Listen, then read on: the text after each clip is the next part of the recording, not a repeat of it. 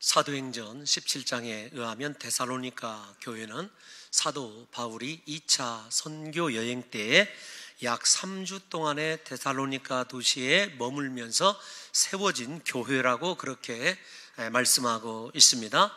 이렇게 3주 동안의 짧은 시간에 머무른 교회였지만 그들에게서는 믿음의 역사와 사랑의 수고와 소망의 인내가 넘쳐나는 아름다운 교회로 그렇게 성장하고 있었던 것을 알 수가 있습니다. 또한 그들은 성령의 기쁨으로 말미암아 하나님의 말씀을 받아서 주님을 본받는 자들이 되었다. 성경이 그렇게 증언하고 있어요. 3주 동안 복음을 전했음에도 불구하고 그들에게 외적인 사랑의 수고까지도 믿음의 역사까지도 소망의 인내까지도 넘쳐났을 뿐만 아니라 모든 사람들이 데살로니가 교회 성도들 하면 주님을 본받았다, 주님 닮았다라고 그렇게 인정하는 교회를 그들이 이루고 있었다는 것입니다.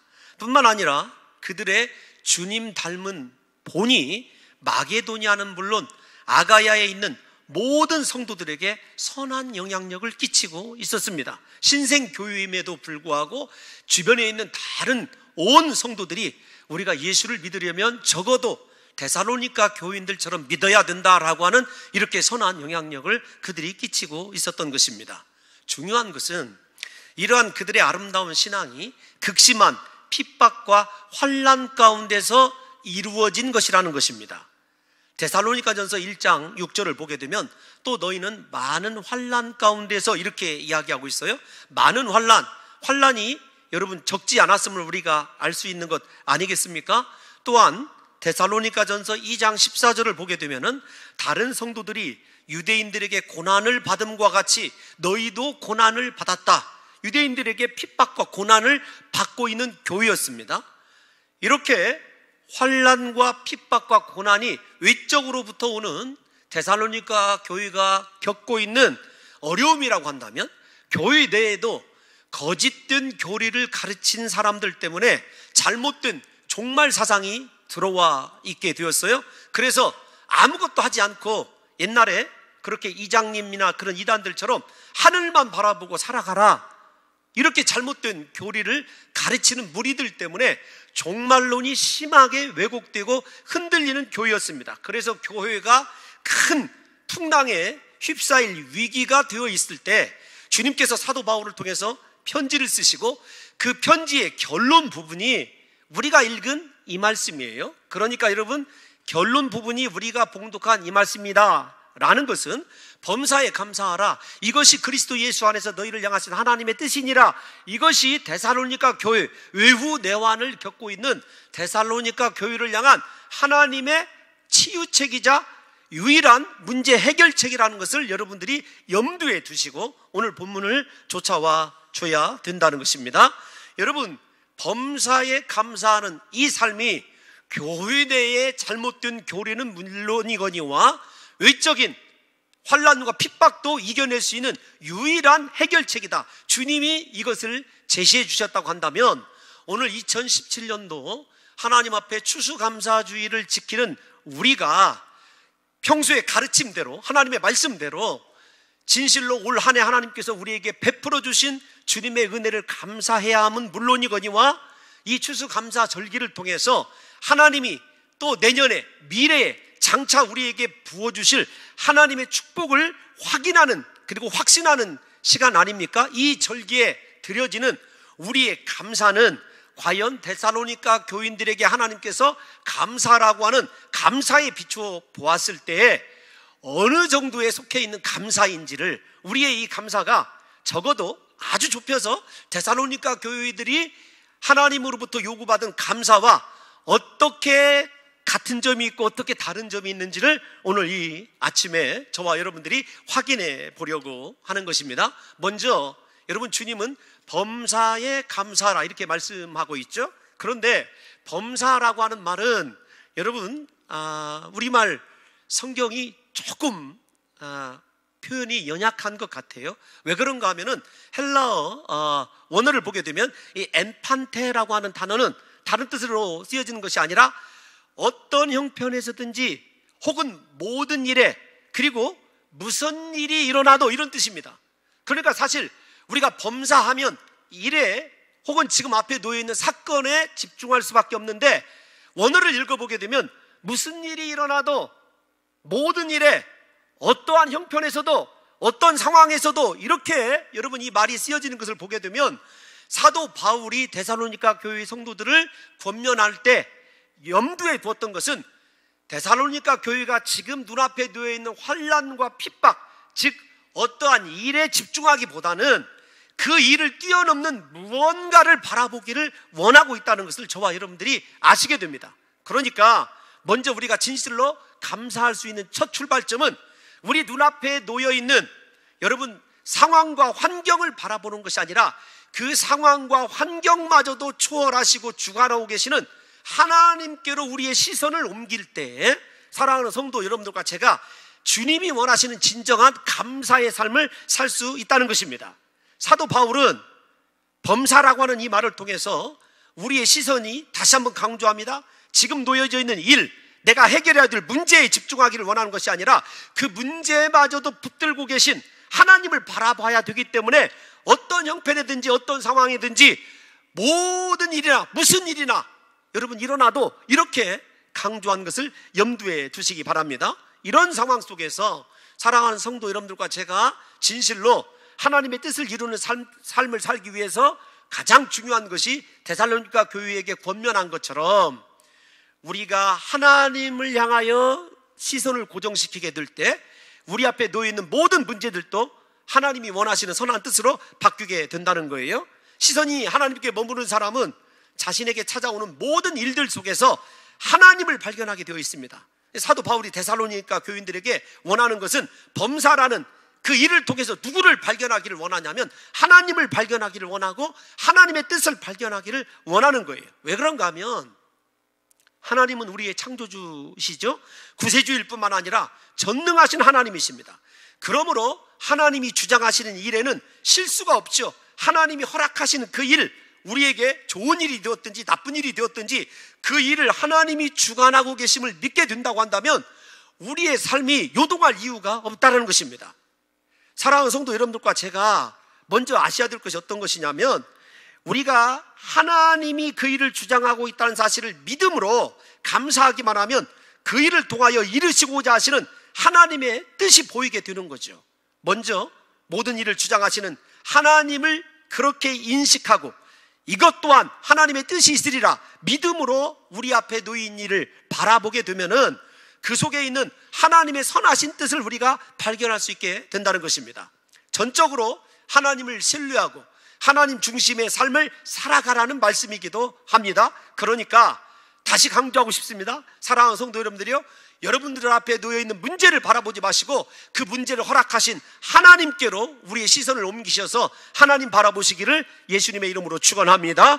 여러분, 하나님을 이렇게 신뢰하고 모든 일 가운데서 하나님의 섭리를 발견하는 사람들은요 절대로 원망하거나 불평하지 않습니다. 어떤 일 때문에 근심하거나 염려하지도 않습니다. 그것이 사도 바울의 고백일 뿐만 아니라 지혜자였던 솔로몬의 고백이기도 합니다. 여러분, 전도서 9장 7절 말씀을 다 같이 한번 읽어볼까요? 시작. 너는 가서 기쁨으로 내 음식물을 먹고 즐거운 마음으로 내 포도주를 마실지어다. 이는 하나님이 내가 하는 일들을 벌써 기쁘게 받으셨음이니라. 무슨 말이냐면 너 일 때문에 근심하지 말아라.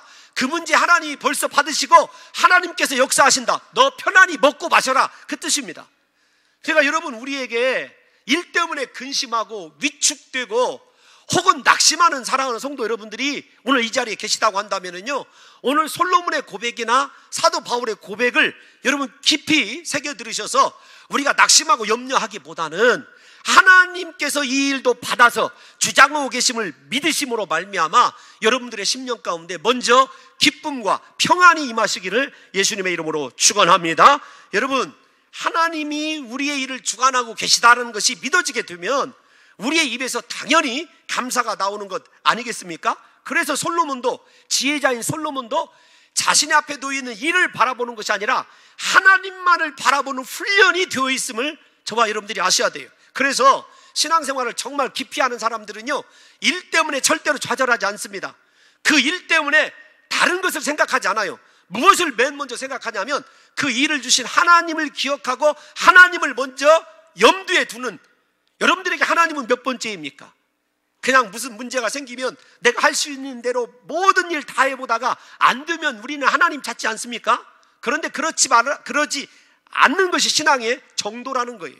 부디 사랑하는 성도 여러분들과 저는 여러분 범사 가운데 어떤 일이든지 먼저 그 일을 허락하신 하나님을 기억하시고 하나님을 바라보심으로 말미암아 하나님의 일로, 내 일이 아니라 그 문제를 하나님의 일로 만드시는 은혜의 사람들이 되시기를 예수님의 이름으로 축원합니다. 여러분, 다시 한번 묻고 싶습니다. 여러분들은 예기치 않은 고난이 여러분들에게 찾아왔을 때, 혹은 내 힘으로 해결할 수 없는 문제가 닥쳐왔을 때 먼저 누구를 생각하십니까? 무엇을 생각하십니까? 여러분, 우리가 당하는 그 일 때문에 혹 중압감이 커져서 염려하고 불평하고 계시다고 한다면요, 저와 여러분들이 오늘 솔로몬이나 바울의 이야기를 생각해야 될 뿐만 아니라 한 사람을 더 묵상해야 됩니다. 그게 누구냐면 느헤미야인데요, 느헤미야 8장 10절을 보게 되면 요즘 제가 이 말씀으로 위로를 받고 은혜를 받고 있거든요. 다 같이 한번 읽어보겠습니다. 시작. 또 그들에게 이르기를 너희는 가서 살찐 것을 먹고 단 것을 마시되 준비하지 못한 자에게는 나누어 주라. 이날은 우리 주의 성일이니 근심하지 말라. 여호와로 인하여 기뻐하는 것이 너희의 힘이니라 하고. 아멘. 여러분, 지금 무슨 말이에요? 너 걱정하지 말아라. 이 말도 동일합니다. 너 잘 먹고 잘 마셔라. 그리고 준비하지 못한 자들 너희들이 주라. 그러면서 느헤미야가 힘으로 삼는 것이 무엇이냐면 하나님을 기뻐하는 거예요. 여호와로 인하여, 저 말을 여러분 줄여서 얘기하면 여호와로 기뻐하는 삶, 그 사람에게는 하나님의 힘이 임하고 하나님의 능력이 임한다는 거예요.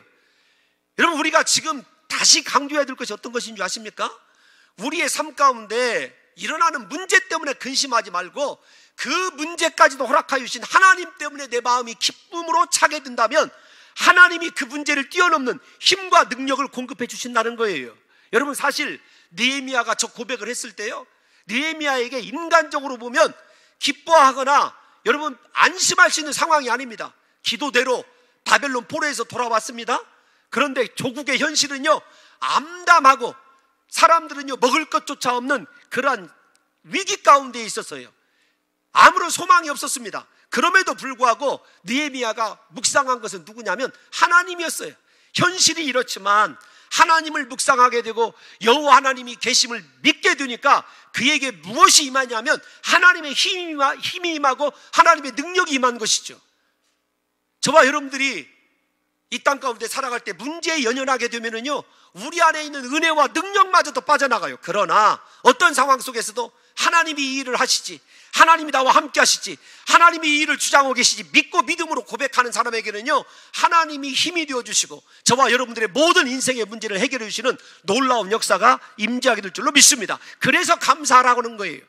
어떤 일을 만나도 어떤 상황 속에서도 감사하라는 것이죠.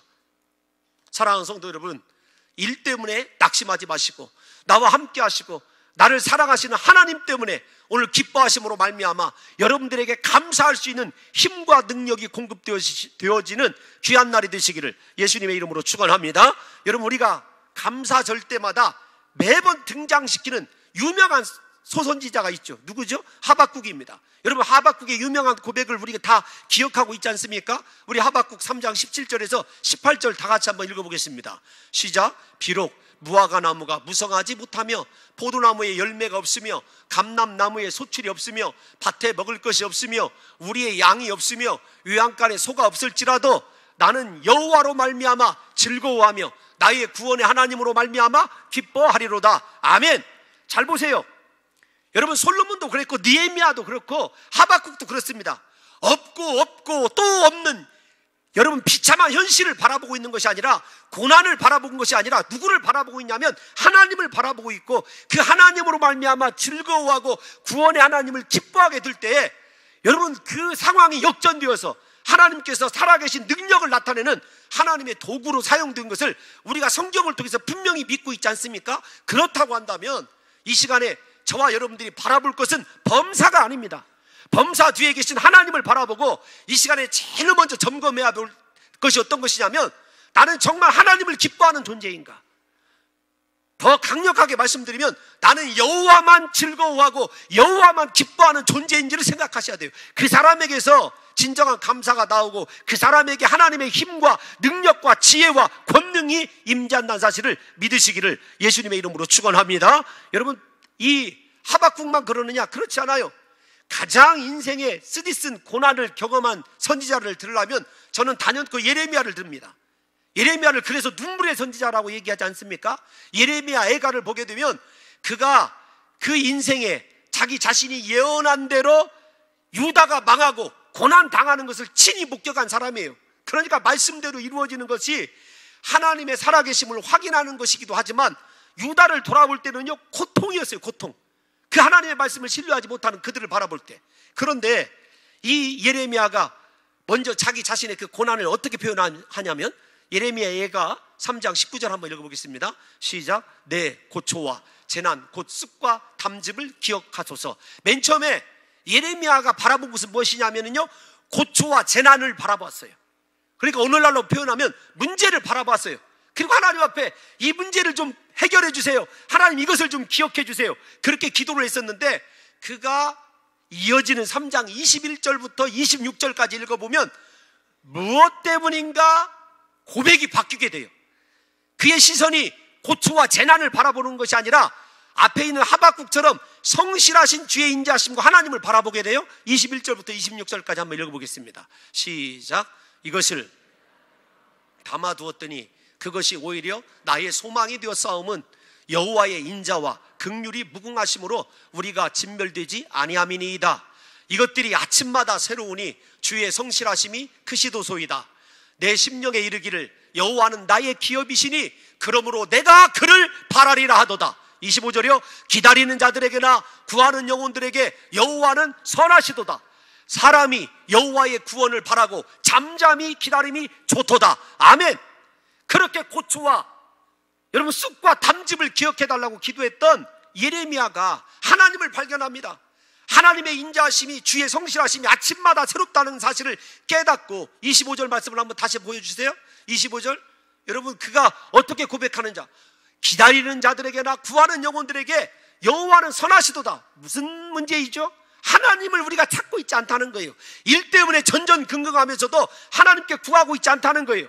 26절을 보면 그래서 결론이 무엇이냐면 사람이 여호와의 구원을 바라고 잠잠히 기다림이 좋도다. 여러분 범사 때문에 좌충우돌 하시며 요동하지 마십시오. 그 뒤에 계신 하나님을 바라시고 하나님께서 구원하실 줄 믿고 하나님을 잠잠히 사모함으로 기다리시는 성도들이 되시기를 예수님의 이름으로 축원합니다. 이렇게 하나님을 발견하지 못하면 절대로 감사할 수 없다는 거예요. 사랑하는 성도 여러분들과 제가 익히 잘 아는 여러분 뻔한 이야기지만 여러분 문제가 커 보이십니까? 하나님이 커 보이십니까? 사도 바울은 지금 범사를 바라보라는 것이 아니에요. 하나님 바라보라는 것입니다. 여러분 느헤미야, 하박국, 솔로몬, 예레미야 모두 다 문제를 바라봤을 때는요 그거 고통이었고 담즙이었고 쓰디쓴 쑥이었어요. 그런데 하나님을 바라보니까 그것이 주님이 일하시는 성실함의 처소요 우리를 구원하시는 하나님의 능력의 장이었다는 것을 생각해 본다면 사랑하는 성도 여러분들과 제가 정말로 감사하는 삶을 살기 위해서 시선을 날마다 하나님께만 두는 역사가 있으시기를 예수님의 이름으로 축원합니다. 또 하나, 감사는 명령 아닙니까? 감사하라, 명령형이죠. 제가 여러분 죄송하게도 이 본문을 4번째 지금 설교하고 있어요. 감사는 명령형이다. 우리가 예를 들면은 살인하지 말라, 간음하지 말라, 도적질하지 말라, 여러분 그것만 계명으로 생각하는데 아닙니다. 하나님께서 감사를 명령하셨을 때는 그 명령에 대한 하나님께서 책임져 주시고자 하시는 혹은 공급해 주시고자 하시는 은혜가 있다는 사실을 아셔야 돼요. 하나님 한 번도 우리에게 명령을 내리실 때 명령에 상응하는 축복을 여러분 절대로 외면하신 적이 없어요. 요즘 출애굽기 새벽에 강의하거든요. 하나님이 모세를 보내실 때 모세야 가라, 하나님이 저는 입이 둔한 자입니다, 혀가 뻣뻣한 자입니다. 그랬을 때 하나님 뭐라고 얘기하시냐면 내가 바로에게 너를 하나님같이 신같이 되게 하겠다. 여러분 하나님 이게 출애굽기에 하나님이 모세를 격려하는 말씀이거든요. 우리도 마찬가지예요. 때로는 감당할 수 없는 시험을 만나고 환난 중에 있는데 하나님이 감사하라, 얘야 너 순종해라 그랬을 때는요 하나님이 그 문제를 향해서 이미 우리 자신을 신과 같이 여러분, 하나님과 같이 만들어 놓으시고 그 문제를 통해서 영광 받으실 하나님의 특별한 은혜가 예비되어 있음을 믿어야 돼요. 그래서 우리에게 명령하는 것은요, 괴로움이 아닙니다. 명령이라고 하는 보따리 속에는 우리가 그 명령을 순종함으로 말미암아 누려야 될 축복이 더 크게 담겨져 있는 것이죠. 제가 곰곰이 생각해 봤어요. 왜 데살로니가 교회의 문제를 주님께서 다 처방해 주시고 해결해 주시면서 맨 마지막에 감사로 이 데살로니가 교회를 세우려고 하셨는가를 생각해 보면, 다른 것으로는요 고난을 이겨낼 수가 없어요. 거짓 이단의 교리요, 감사가 넘치는 성도에게는요 절대로 들어오지 못합니다. 환난과 핍박이요, 감사하는 성도 앞에서는요 그거 무용지물이죠. 예수님께서는요 데살로니가 교회가 극한 고통 가운데서 하나님을 신뢰함으로 감사하게 될 때 비로소 그들이 고난에서 벗어날 뿐만 아니라 하나님의 놀라운 역사를 경험할 수 있기 때문에 감사를 명하신 거예요. 그러니까 환난과 핍박 중에 있을 때 감사하라 주님이 명령하신 것은 감사만이 그 문제를 해결할 수 있는 유일한 문제이기 때문에 그래요. 오늘 사랑하는 성도 여러분들과 저도 마찬가지입니다. 지금 혹시 인생의 위기 가운데 있고 내 힘으로 해결할 수 없는 문제가 봉착해 있으면요, 여러분 먼저 감사하십시오. 하나님께서 열어주실 줄로 믿습니다. 여러분, 하나님은 전능하신 분 아니에요. 그분이 우리에게 왜 이런 상황인 줄 알고도 감사를 원하셨는지를 생각해 보십시오. 성경에서 곰곰이 이 문제를 묵상하다 보니까 감사를 가장 많이 고백한 사람 이렇게 떠올려 보니까 다윗이더라고요. 다윗은 누구보다 고난을 많이 받은 사람 아닙니까? 사울에게 쫓겨서 무려 13년 동안이나 도망자 신세를 살았어요. 심지어는요 침을 흘리고 수염에 질질 침을 묻힐 정도로 미친 척해야, 그것도 이방 왕 앞에서, 그렇게 해서 여러분 목숨을 부지한 적도 있어요. 수많은 사람들에게 배신을 당했었습니다. 평생을 전쟁터에서 보냈어요. 그리고 인생 말년에는요 그의 사랑하는 누구보다도 아꼈던 아들 압살롬에게 여러분 쫓겨나서 맨발로 요단강을 건너야 되는 비참함을 누렸던, 보았던 여러분 그 왕이 다윗 아닙니까? 그런데 그가 이상하리만큼 위기 때를 보게 되면은요 언제나 최고의 감사, 하나님을 향한 사랑의 찬양을 드린 것을 알 수가 있어요. 시편 23편도 그가 인생의 가장 극한 고난 가운데 지어진 시라는 것을 저와 여러분들이 잘 알고 있지 않습니까? 그래서 그가 드린 감사를 먼저 이렇게 찾아보니까 시편 50편 14절과 15절에 이렇게 고백을 하고 있더라고요. 일단 뭐 대표적인 것만 좀 찾아봅시다. 우리 다 같이 한번 읽어볼까요? 시작. 감사로 하나님께 제사를 드리며 지존하신 이에게 내 서원을 갚으며 환난 날에 나를 부르라. 내가 너를 건지리니 내가 나를 영화롭게 하리로다. 아멘. 다시 14절로 가야 됩니다. 우리는요 인생의 문제가 여러분 문제가 해결받기를 원하면 오늘 다윗의 하나님을 감동시키는 공식을 배워야 돼요. 그는 환난이 닥칠 때 먼저 무엇부터 하냐면 감사 제사를 드려요. 저걸 히브리 원어로 말씀드리면 감사 제물을 드립니다. 감사로 하나님께 제사와 제물을 드리며 지존하신 이에게 내 서원을 갚으며, 먼저 환난이 끝나지 않았습니다. 환난이 찾아왔어요. 두 가지입니다. 환난 앞에선 다윗의 인생 공식이 뭐냐면 첫 번째 감사 제사를 드리는 거예요. 두 번째, 그동안에 내가 하나님께 서원한 것이 있는데 갚지 못한 것이 있는가? 서원을 갚습니다. 그 다음에 15절을 보십시오. 환난 날에 나를 부르라. 어떻게 해요? 그때 환난 날에 하나님을 부릅니다. 그러면 하나님께서 어떻게 말씀하시죠? 내가 너를 건지리니 네가 나를 영화롭게 하리로다. 이게 감사의 위력이에요. 사랑하는 성도 여러분, 다윗처럼 인생의 기가 막힐 웅덩이와 깊은 수렁에 빠진 적이 있습니까? 이 시간에 하나님께 먼저 감사하십시오. 하나님께서 여러분들을 환난 날에 여러분들이 올려드리는 기도를 들으시고 여러분들을 건져주셔서 하나님을 영화롭게 하시는 놀라운 역사가 일어나게 될 줄로 믿습니다. 여러분, 감사가 이렇게 위대한 거예요. 그래서 지금 도저히 감사할 수 없는 상황 속에서도 사랑하는 성도 여러분들과 제가 감사하는 것은요, 우리를 건지시는 하나님의 능력을 믿기 때문이고, 분명히 그 믿음대로 오늘 여러분들의 감사의 분량을 따라서 하나님께서 사랑하는 성도 여러분들을 건져주시고 구원해 내시는 놀라운 역사가 일어나게 될 줄로 믿습니다. 여러분, 다윗의 감사를 생각하다가 제가 참 눈여겨본 이 감사가 하나 있어요. 그것이 어떤 것이냐면 시편 100편 4절에 있는 말씀이에요. 참 기가 막히더라고요. 우리말로 읽어보면 잘 감동이, 우리말로도 충분히 오지만 원어로 읽어보면 훨씬 더 감동이에요. 우리 다 같이 한번 읽어볼까요? 시작. 감사함으로 그의 문에 들어가며 찬송함으로 그의 궁정에 들어가서 그에게 감사하며 그의 이름을 송축할지어다. 여러분, 이 배경이 어떤 거냐면, 잠깐만 띄워놔 주십시오. 인생에 긴박한 문제가 생겼어요. 하나님을 만나야 돼요. 그런데 하나님을 만나야 되는데 문이 하나 놓여 있어요. 하나님과 나 사이에. 그런데 그 문을 열 수 있는 것이 무엇이냐면 감사예요. 그러니까 원어로 보면 감사의 열쇠로 하나님 계신 방에 문을 열어서 하나님을 만나라, 그 뜻이에요. 그러니까 여러분, 하나님 만나기를 원하고 내 인생에 정말로 하나님이 내게 찾아와 주셔서 내 삶을 돌아봐 주기를 원한다면은요, 감사해야 되는 거예요. 찬송함으로 그의 궁정에 들어가서 그에게 감사하며 그의 이름을 송축할지어다. 사랑하는 성도 여러분들과 제가 오늘 이 예배를 통해서, 이 절기를 통해서 전능하시고 우리와 함께 하시고 우리에게 능력을 공급하시는 그 하나님을 감사를 통해서 만나심으로 말미암아 영원토록 하나님 계신 방에서 감사로 통하여 하나님과 함께 거하시는 귀한 성도들이 되시기를 예수님의 이름으로 축원합니다. 여러분, 그러므로 우리는 어떤 상황과 환경이 있든지 먼저 감사해야 돼요. 감사를 통해서 하나님을 찾고 만남으로 말미암아 하나님이 환난 날에 우리를 건지시는 놀라운 위대한 인생을 여러분 살아가시기를 예수님의 이름으로 축원합니다. 중요한 것이 있습니다. 어떤 것이냐면, 범사에 감사하라고 하는 명령과 너희를 향하신 하나님의 뜻이니라 결론 사이에 우리가 놓치기 쉬운 단어가 하나 있어요. 그것이 뭐냐면 그리스도 예수 안에서라는 말이에요. 여러분, 조금 죄송합니다. 제가 지금 설명하려고 하는 것, 우리말 성경에는 이 안에서라는 말이 한 번 되어 있죠. 그런데 그것이 아니에요. 사실은 범사라는 말 앞에도 어떤 일을 만나든지 어떤 상황이 되든지 그 말 안에도 여러분 이 쓰여져 있는 것이 전치사가 하나 더 있어요. in이라고 하는, 영어 성경에도 보면 in이 두 번 쓰여져 있어요.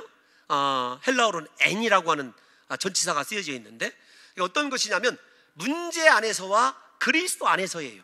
사실 우리의 삶의 여러분 핵심은 어떤 것이냐면, 문제가 있어도 그리스도 안에 거할 것이냐, 이 말씀을 분해해 보면 네가 문제 안에서 헤맬 것이냐, 이 선택의 문제예요.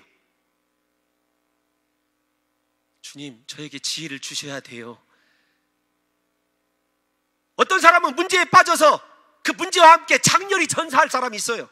반면에 예수님 안에서 앞에서 말씀드린 대로 하나님 안으로 감사함으로 들어감으로 말미암아 그 문제를 자기 자신과 하나님을 영화롭게 하는 재료로 사용하는 사람이 있어요. 그러니까 감사는 선택의 문제인데, 내가 문제를 선택할 거냐, 예수 그리스도를 선택할 거냐예요. 그러니까 사도 바울은 그리스도 예수 안에서라고 분명히 감사라와 뜻이니라 사이를 연결하고 있는 거죠. 그리스도 안에 있는 사람은 문제거리가 무엇으로 바뀌냐면 감사거리로 바뀌게 되어 있어요. 그런데 여러분, 거기서 조금 더 깊이 들어가야 됩니다. 어떤 것이냐면, 사도 바울은 평소 편지에서 즐겨 쓰는 단어가 예수 그리스도예요. 근데 오늘 본문을 보십시오. 무엇이라고 되어 있죠? 그리스도 예수예요. 도치가 되어 있어요. 바뀌어져 있어요. 예수 그리스도가 아니라 그리스도 예수인데, 그리스도가 앞에 나오면은요, 무엇을 강조하냐면 구원의 은혜를 강조해요. 우리의 죄를 속량하신 구세주. 그러니까 무엇이냐면, 네가 문제 앞에 있을 때 너의 상황과 처지가 우리가 하나님을 찾지 못할 때가 죄 문제 때문 아닙니까? 염치 없어서 양심이 살아있다면. 그런데 그리스도, 그분은 어떤 분이냐면 고난 앞에 놓여있는 우리의 모습, 여러분 우리의 모습뿐만 아니라 우리가 그 고난과 더불어 사실은 좌절하고 넘어져 있는 연약해진 믿음까지, 그리고 심지어는 우리의 모든 죄악까지 이미 용서해 놓으신 살아계신 우리의 구세주란 말씀이 이 속에 포함되어 있어요. 강조가 되고 있는 거죠. 그러니까 다시 말씀을 드리면, 예수님의 십자가 보혈로 구속받은 사람, 그 사람들은 언제나 그리스도 안에 머문다는 거예요. 그리고 그리스도 안에 있을 때 우리의 모든 죄사함 때문에 하나님께서 우리를 자녀라고 인정해 주시고 우리의 모든 일을 주관해 주신다는 말이기도 합니다. 근데 제가 이 그리스도 안에라는 말을 다른 말로 좀 표현을 하려고 그래요. 왜 표현을 하냐면 이게 중요하기 때문에. 여러분, 그리스도 안에 우리가 머문다는 것은 무엇일까요? 그분의 속죄의 은혜 안에 머문다. 여러분, 그 말은 그분과 내가 하나라는 말이거든요. 그분 안에 있으니까, 그분 안에 있으니까 예수님과 내가 하나인 것 아니겠습니까? 우리 죄를 속량하시고 우리를 그분 안으로 끌어들여 주셨어요. 그럼 우리 손에 들리는 문제, 누구의 문제입니까? 예수님의 문제이거든요. 이걸 설명하고 싶은 거예요. 여러분 다시 처음으로 돌아가면 우리는 그리스도 안에 머물러야 되는 그분의 자녀예요. 죄를 속량함 받았습니다. 속량함 받은 내가, 예수님과 나는 하나라는 것이죠. 예수님과 우리가 하나라는 말을 다른 말로 표현하면 철저히 예수님을 믿는 사람, 이렇게 얘기할 수 있어요. 우리가 어떻게 예수님 안에 거합니까? 믿음으로 거하죠. 아이고 나 같은 죄인이 어떻게 예수님, 그건 믿음이 아니에요. 겸손도 아닙니다. 진짜 믿음의 사람은 예수님 안에 거하게 되어 있고 예수님 안에서 예수님과 하나 되는 삶을 살 수 있는데, 그것을 저는 무엇이라고 표현하고 싶냐면 믿음이라고 생각해요. 왜 그러냐면 본문을 보십시오. 믿음이 있는 사람은 항상 기뻐할 수 있어요. 믿음 있는 사람은요, 기도하다가 쉬지 않아요. 쉬지 말고 기도할 수 있어요. 믿음이 있는 사람은 어떤 일을 만나도 감사할 수 있어요. 왜냐하면 믿음으로 그리스도와 하나 되어 있기 때문에, 믿음으로 그리스도 안에 있기 때문이죠. 그러므로 예수 그리스도를 철저히 믿는 사람은 나의 뜻이 이루어지기를 소망하지 않습니다. 오직 하나님의 뜻이 이루어지기를 소원하는 삶을 살게 돼요. 그냥 그리스도 안에 있다, 내가 진짜 예수님 믿는다 그러면 내 꿈과 내 야망이 나를 움직여가지 않아요. 예수 그리스도가 내 인생을 이끌어 가시도록 그분께 내 모든 것을 맡기는 거죠. 그러니까 여러분들이 정말로 그리스도 안에 있다, 나는 예수님을 믿는다 그러면은요, 인생의 주도권이 내게 있는 것이 아니라 예수님께 있다는 걸 고백하는 거예요. 여러분, 하나님을 신뢰하고 하나님과 하나였던 예수 그리스도께서 십자가를 지실 때 어떻게 기도하셨죠? 나의 뜻대로 마옵시고 아버지의 뜻대로 하시옵소서 간절히 기도하셨지 않습니까? 뿐만 아닙니다. 제자들에게도 하늘에서 뜻이 이루어진 것 같이 땅에서도 이루어지이다. 여러분, 먼저 하나님이에요. 땅이 두 번째입니다. 내가 두 번째예요. 그러니까 정말로 예수 믿는 사람, 예수님 안에 거하는 사람, 오직 십자가 구속의 은혜로 살아가는 사람은요, 인생의 주권이 하나님께 있어요. 그분의 뜻이 이루어지면 내가 즐거운 거예요.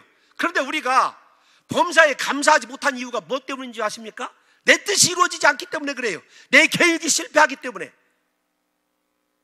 하나님을 의심하고 하나님을 원망하지 않습니까? 그러므로 사랑하는 성도 여러분들과 제가 그리스도 예수 안에서라는 말을 통해서 먼저 우리 인생의 주권이 전부 다 예수님께 있음을 믿고 그분 안에서 그분과 믿음으로 철저히 하나 되게 될 때 어떤 일을 만나도 그 속에서 하나님의 뜻을 발견하고 우리를 영화롭게 하실 하나님의 은혜를 여러분 두 눈으로 확인한다는 거죠. 사랑하는 성도 여러분, 믿음의 시각으로 우리 인생을 해석해 보면은요, 모두가 다 하나님의 뜻이고 하나님의 은혜임을 발견하게 되죠. 우리가 얼마 전에 끝낸 창세기에서 요셉을 생각해 보십시오. 그가 형들의 미움을 받고 애굽의 노예로 팔려가게 되죠. 게다가 억울한 누명을 쓰고 감옥에 들어가게 됩니다. 이러한 상황 속에서도 단 한 번도 요셉은 하나님을 원망하거나 불평하지 않아요. 하나님 어떻게 나에게 이럴 수 있습니까? 그런 이야기조차 하지 않아요.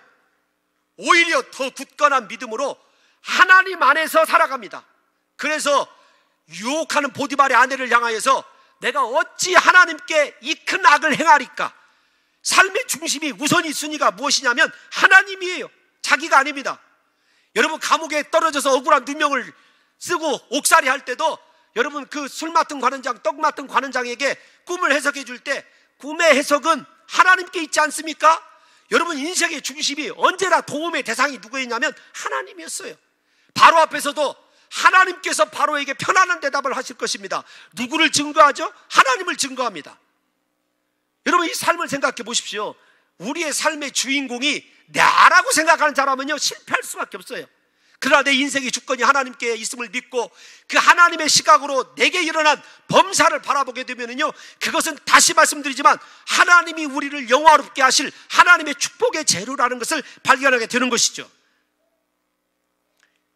여러분, 요셉을 생각해 보세요. 다시금요, 형들을 드디어 만나죠. 그리고 형들을 만났을 때 이렇게 대답합니다. 당신들은 나를 헤아려 하였으나 하나님은 그것을 선으로 바꾸사 오늘과 같이 많은 백성의 생명을 구원하게 하시려 하셨나니, 여러분, 다 누구의 시각으로 바라보죠? 인생을 하나님의 시각으로 바라봐요. 고통도, 말로 할 수 없는 억울함도, 상처도 다 하나님의 시각으로 보니까 하나님의 선하심, 하나님의 뜻을 발견하는 게 누구 아니겠습니까? 요셉을 묵상하다가 제가 재밌는 단어를 하나 발견했어요. 여러분, 한 3분 남아 있습니다. 설교. 어떤 거냐면 환란이라고 하는 히브리어 단어를 보니까 환란이라고 하는 단어가 쥐어 짜다, 그런 뜻을 가지고 있다. 그런 뜻을 가지고 있더라고요. 그리고 집을 내다, 그런 뜻을 가지고 있어요. 근데 그것이 왜 제가 참 은혜를 받았냐면, 여러분, 하나님께서는요 우리를 축복하실 때 우리 인생을 잔에다 비교를 하셨어요. 잔. 그래서 대표적으로 다윗이 원수들 앞에서 원수들의 목전에서 상을 베푸신 하나님을 찬송할 때 내 잔이 넘치나이다, 이렇게 얘기를 했어요. 자신의 인생 혹은 축복의 그릇을 얘기할 때 잔으로 비교를 해요. 그런데 그 잔 속에 담겨져 있는 것을 하나님이 흠양하시는 거예요. 그런데 짜다라고 하는 말을 하다가 지금 여러분들에게 그렇게 잔 얘기를 했어요. 왜 환란이라는 단어가 생겼냐 보면은, 항상 하나님께서 우리 인생의 그릇 혹은 축복의 그릇에 채워주고자 하는 액체는요, 우리가 환란을 통해서, 고난을 통해서 쥐어짜진 그 진액을 누가 받으시냐면 하나님이 받으시고 축복으로 바꿔주시더라고요. 여러분, 이거 이해가 안 가시면 생각해 보세요. 사과 있지 않습니까? 열매를,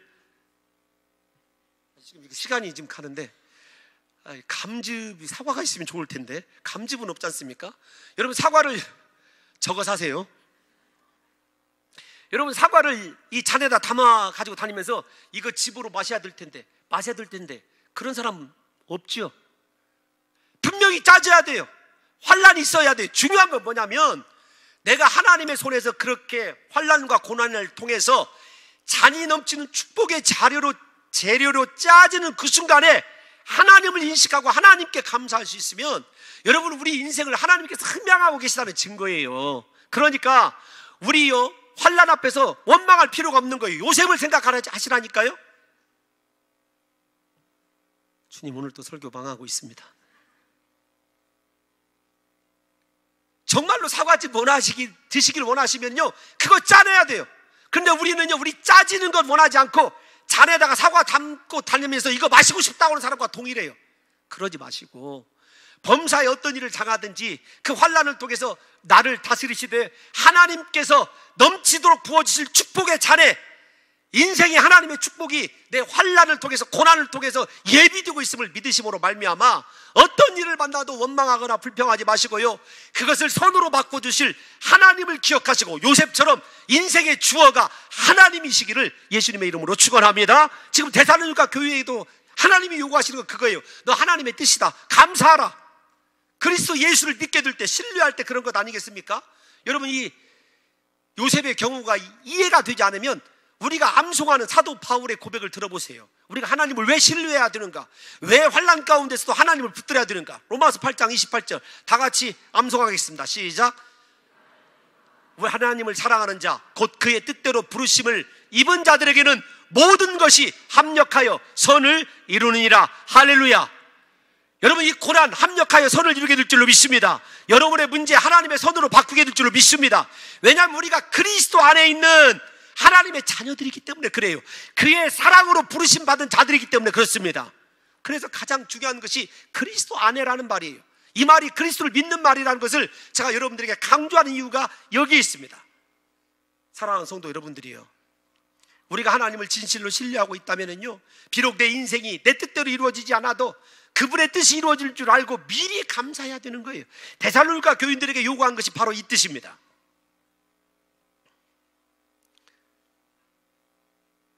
여러분, 이 말씀을 제가 정리하면서 이런 생각이 들었어요. 결국 믿음의 사람들만이 하나님께 감사할 수 있다. 그러니까 감사는요, 상황의 문제가 아니더라고요. 믿음의 문제예요. 그러니까 언제나 비판적이고 불평하는 사람은요, 사실은 무엇이 없냐면 똑똑한 게 아니에요. 믿음이 없습니다. 이스라엘 백성들 생각해 보세요. 이스라엘 백성들은 광야를 지날 때 하나님의 온갖 신령한 능력을 직접 몸으로 체험했지만 단 한 번도 감사하지 않았어요. 그 많은 능력 가운데 살면서도 하나님을 원망하고 마침내 저주를 받아서 광야에서 엎드려져 죽었지 않습니까? 왜 원망하다 죽었을까요? 미래에 대한 믿음이 없었기 때문에 그렇습니다. 약속의 땅 가나안에 대한 믿음이 없었기 때문에 그래요. 확실한 소망이 없었기 때문에 그렇습니다.